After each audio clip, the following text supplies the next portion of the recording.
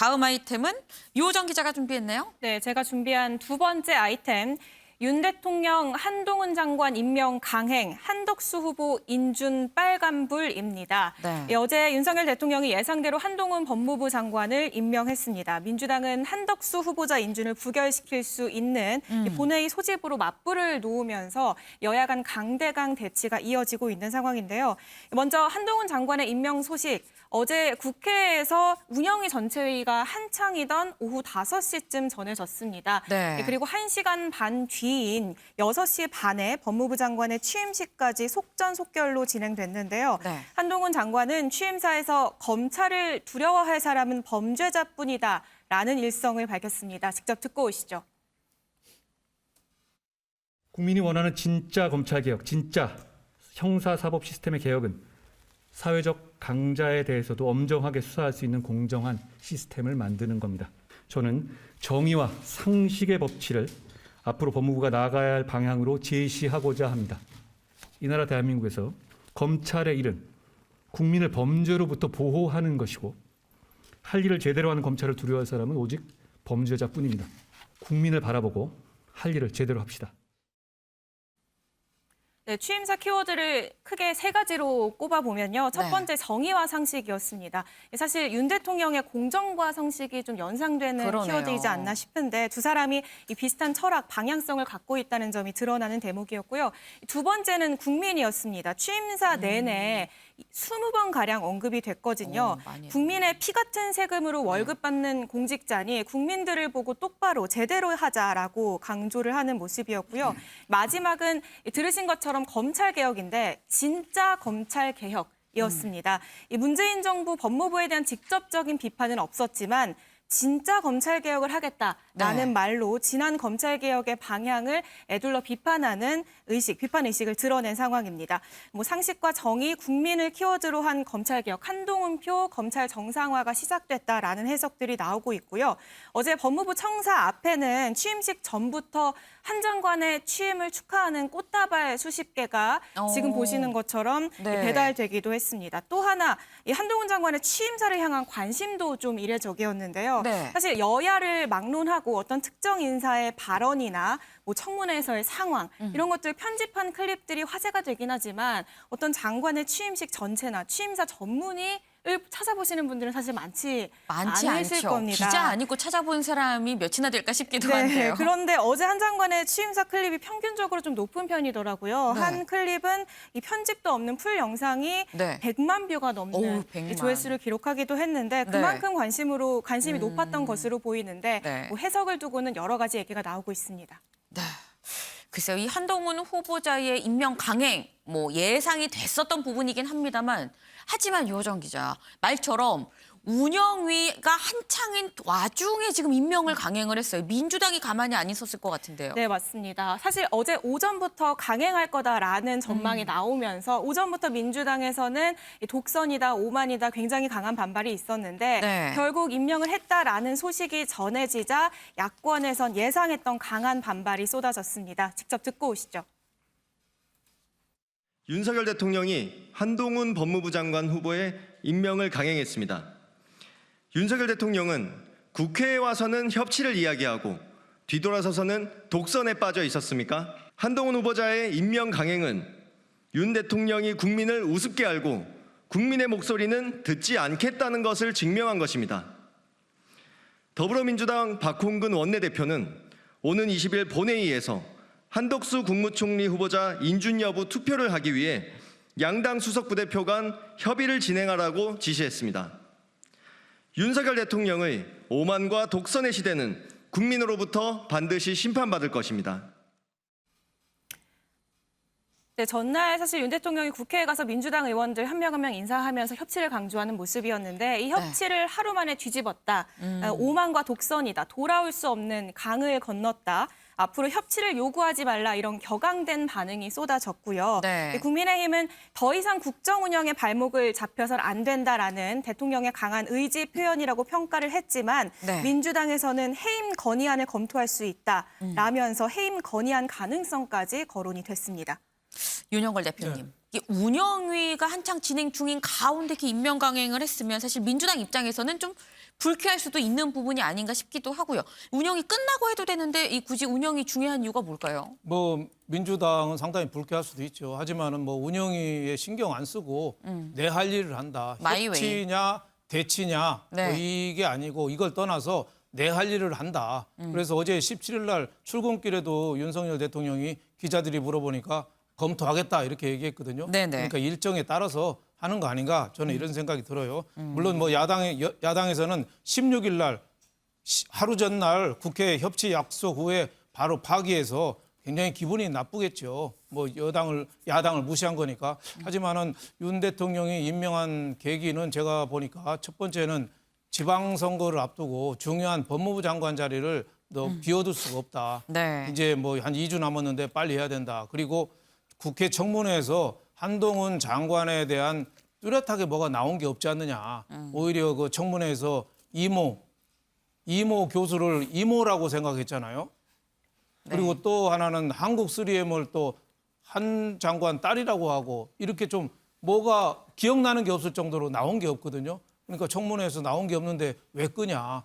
그리고 또 하나는 야당에서 소통령이니 왕장관이니 하는데 그거는 앞으로 미래를 예단한 거지 여태까지는 그동안에 좌천만 4번 당한 사람인데 소통령 왕장관이라는 건 미래형 아니냐. 과거형이나 현재 진행형은 아니지 않느냐. 뭐 이런 생각에서 임명을 단행한 걸로 이렇게 보는데 아무래도 한 장관이 이제는 좋으나 싫으나 본인이 정치의 한가운데 선 법무부 장관의 정치화의 가운데 서서 앞으로 상당히 여러 가지 그동안에 지난 문재인 정권 때 수사하다가 중단된 게 많거든요. 네. 그 수사를 재개하면은 이제는 정치 보복이라고 할 테고 안 하면은 또 안 한다고 할 테고 네. 이래저래 정치적인 논란이 중심에 섰다 이렇게 볼 수 있겠습니다. 네.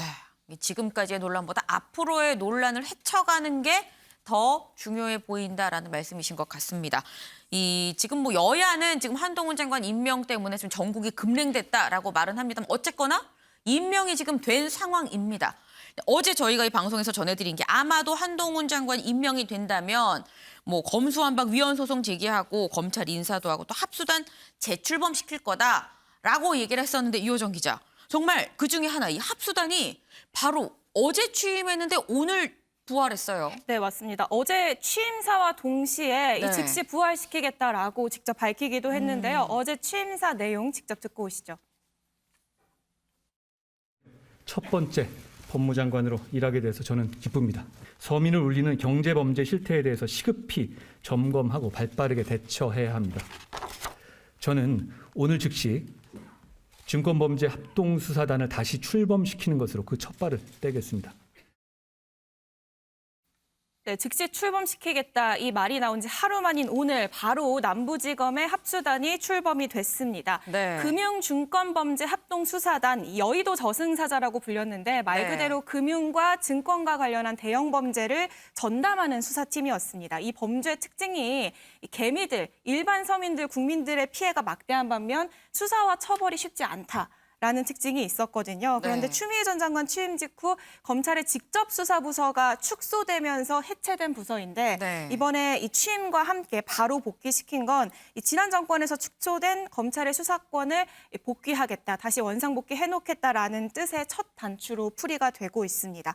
오늘 또 검찰 간부 인사도 단행될 것으로 보이는데요. 네. 어떤 인사가 배치될지도 주목이 쏠리고 있습니다. 네.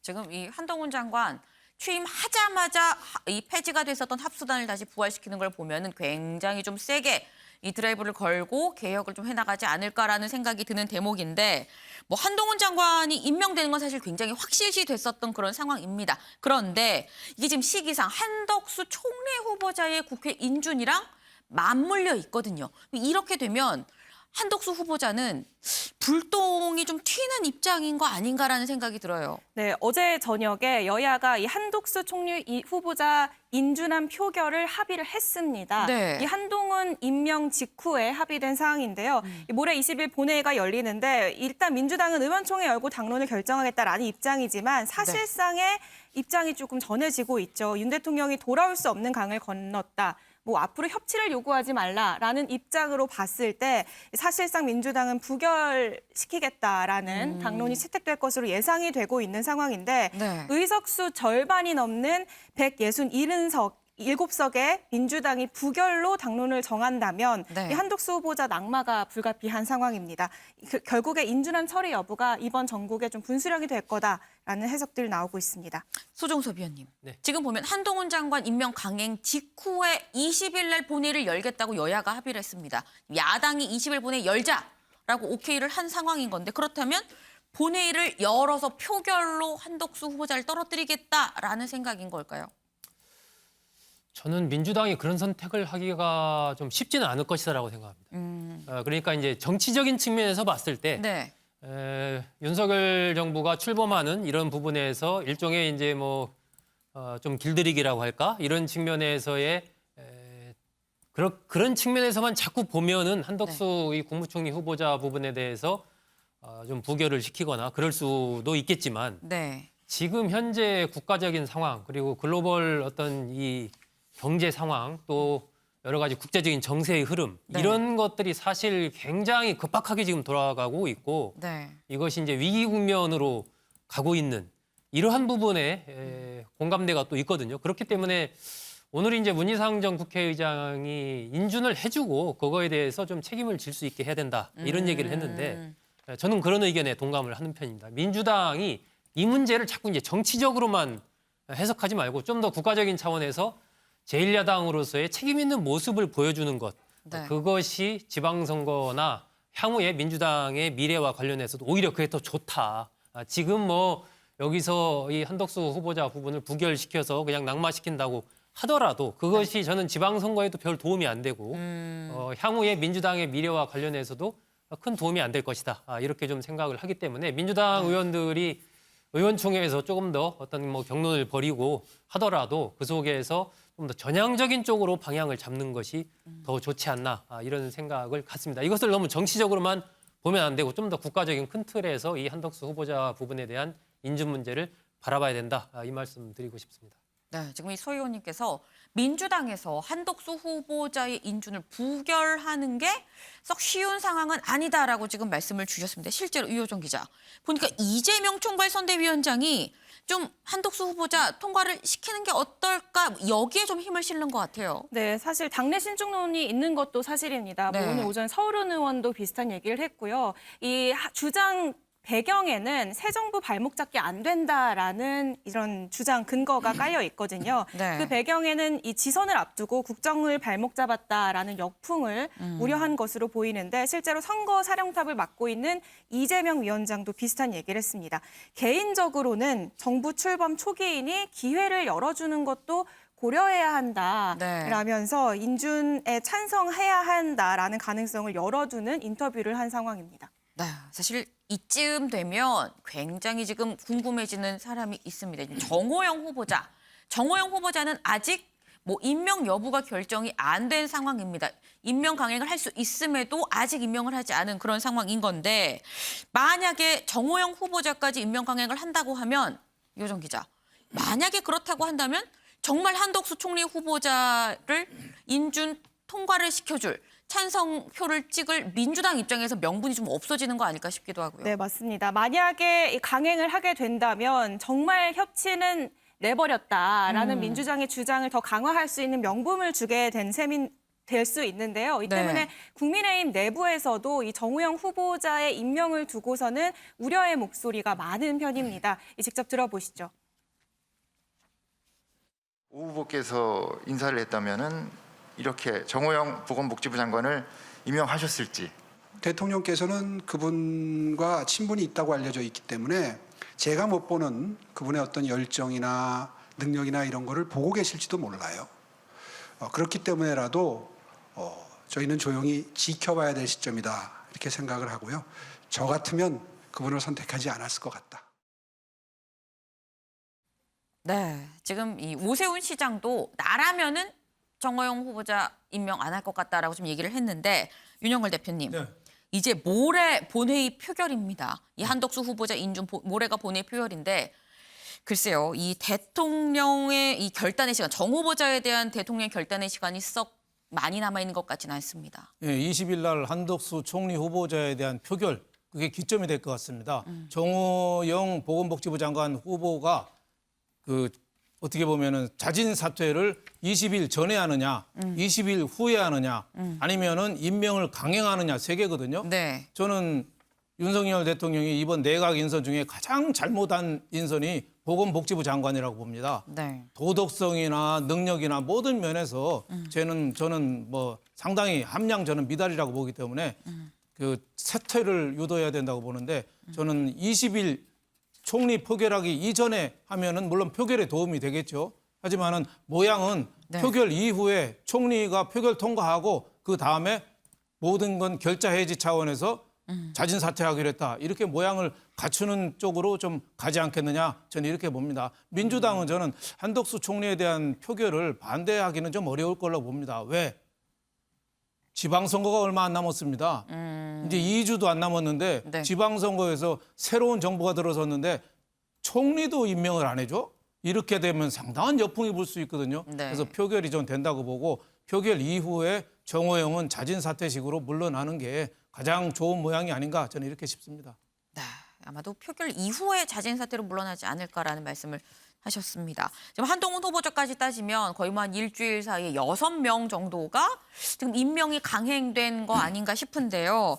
김현 기자, 이게 야당이 반대했는데 임명이 된 장관들 국회에 오면 굉장히 좀 힘들지 않을까 싶습니다. 네, 그렇습니다. 일단 민주당 이렇게 임명 강행된 장관들을 장관으로 인정하지 않겠다는 모습을 지금 보여주고 네. 있습니다. 어제 원희룡 국토부 장관이 국토위 회의에 참석을 했는데요. 네. 민주당 여기서 장관 인사 받지 않겠다면서 원희룡 장관이 인사를 하고 있는데 모두 퇴장해버리면서 국토위가 파행을 맞는 모습을 보였습니다. 저희가 이 파행 모습 영상으로 준비해봤는데요. 직접 확인해 보시겠습니다. 5월 13일 임명되신 할 일이 많다고 생각합니다. 앞으로 위원님들의 고견과 결국 청문회 당일만 잘 모면하면 장관으로 임명될 것이라는 우려는 현실이 되었으며 정치적으로는 광폭 횡보를 보이며 지방선거에 노골적으로 개입했습니다. 사실과 다른 이런 일방적인 주장을 하면서 소위 우리 윤석열 정부의 출범을 방해하고 발목 잡게 하는 이 구태에 대해서 국토교통부 장관으로 임명받은 원희룡입니다. 청문회 과정에서 의원님들께서 주신 고견들을 가슴에 새기고 네, 원희룡 장관이 저렇게 인사를 하고 있는데 민주당 의원들 우리 장관 아니라면서 인사를 받지 않고 퇴장을 하는 모습을 보였습니다. 네. 실제 이 조응천 이 야당 간사 같은 경우에 이 추경안 심사 우리 굉장히 성실하게 할 텐데 대신 이 추경안 설명은 차관이 하라고 했습니다. 실제 그 뒤에 설명 차관한테 받았고요. 질문도 장관이 아닌 차관한테 했습니다. 원희룡 장관을 아예 철저하게 이렇게 무시하는 듯한 모습을 보여줬는데 네. 사실 이런 좀 호된 신고식 문체부에서도 똑같이 벌어졌습니다. 박보균 이 문체부 장관도 인사말을 했는데요. 네. 인사를 끝나자마자 이 정청래 의원이 나서서 좀 부적격 사유가 있으면은 사과를 해야 하는데 왜 사과를 안 하냐. 지금 국회 무시하는 거냐. 이게 의회주의냐. 이렇게 굉장히 질타하는 모습을 보여줬습니다. 그러면서 사과 한마디 안 하는 그렇게 옹졸해서야 장관 제대로 하겠냐. 이렇게 굉장히 좀 강하게 질타를 했는데 박보균 장관 질타의 말들 다시 한번 좀 가슴에 새겨 듣고 앞으로 좀 잘해서 정책으로 좀 행동으로 보여드리겠다면서 이제 사과를 이제 급급하게 하는 모습을 보여주기도 했습니다. 네, 지금 임명 강행된 장관들 지금 국회에서 지금 야당의 어떤 이 비판을 받고 있는 이 그런 모습이었는데요. 어제 장관이 아닌데도 이목이 집중된 사람이 있었죠. 이 어제 열린 운영이 저희도 전해드리긴 했습니다만 이 윤재순 총무비서관 어제 저희가 불쾌감을 느낀 분들한테 사과한다라는 것까지는 저희가 방송에서 전해드렸어요. 그런데 그 이후에 한 말 때문에 또 논란이 돼요. 그렇습니다. 이게 해명을 하려다가 지금 논란이 더 커진 상황이 됐는데요. 네. 일단 사과의 뜻을 밝히면서 본인 나름대로는 좀 어떤 사건이 있었는지 과거에 이 성비위 사건에 대해서 좀 해명을 내놨는데 이게 지금 굉장히 큰 역효과를 부르고 있습니다. 이 논란을 일으키고 있는 윤재순 대통령실 총무비서관의 발언도 직접 들어보시겠습니다. 염려하고 그다음에 우려하시는 부분에 대해서 충분히 제가 느끼고 있습니다. 그래서 그거는 더 잘하라는 의미로 받아들이고 있고요. 지나간 부분에 대해서는 어떤 식으로든 그게 국민들에게 성취가 되고 그다음에 불쾌감을 느꼈다면 그거는 당연히 제가 사과를 드려야 맞다고 생각합니다. 그 생일빵이라는 거를 처음 제가 당해봤습니다. 그걸 보니까 하얀 와이셔츠에 보니까 초콜릿 케이크인가 그거를 얼굴에 케이크 뒤범벅이 되어 있습니다. 뭐 해줄까 그래서 뽀뽀해 주라 라고 화가 나서 했던 말은 맞습니다. 그래서 버리다 하고 갔던 것이고요. 네, 생일빵을 좀 심하게 당해서 뽀뽀를 해달라고 했다. 이렇게 일단 해명을 했는데 이 해명에 일부 의원들이 굉장히 격분을 했습니다. 특히 좀 같은 편이라고 어떻게 좀 볼 수 있는 국민의힘의 이 조은희, 양금희 의원까지 비판 대열에 합류를 하면서 좀 눈길을 끌었는데요. 그러면서 자연스럽게 이 비서실을 통제하는 이 비서실장에게도 비판이 이어졌습니다. 김대기 비서실장이 여기에 대해서 입장을 밝혔는데 이 발언도 또다시 논란을 불러일으키고 있습니다. 김대기 비서실장의 해명 직접 들어보겠습니다. 전동차에서 읽어보시라고 말씀드렸는데 읽어보셨습니까? 아직 못 읽어봤습니다. 제가 말씀을 드렸을 텐데요. 비서실장님 오늘 이후에 윤 비서관과 면담 좀 하셔야겠는데 어떠실까요? 윤 비서관으로 인해서 죄송하다는 말씀을 드리지만 시는 시입니다. 그렇게 좀 이해를 해주시고 제가 이어령 선생님의 마지막 수업이란 책에 이런 내용이 있더라고요. 답변을 좀 중단하시죠. 시라는 것은 제가 질문 좀 해야 시를 되겠습니다. 쓰는 사람의 마음을 일반 사람의 잣대로 보지 마라 그런 말도 있습니다. 그러니까는 이 시 가지고 너무 좀 이제 좀 그만 좀 해주시면 뭐 잘했다고 두둔하시는 거예요? 두둔이 아니고요. 네, 글쎄요.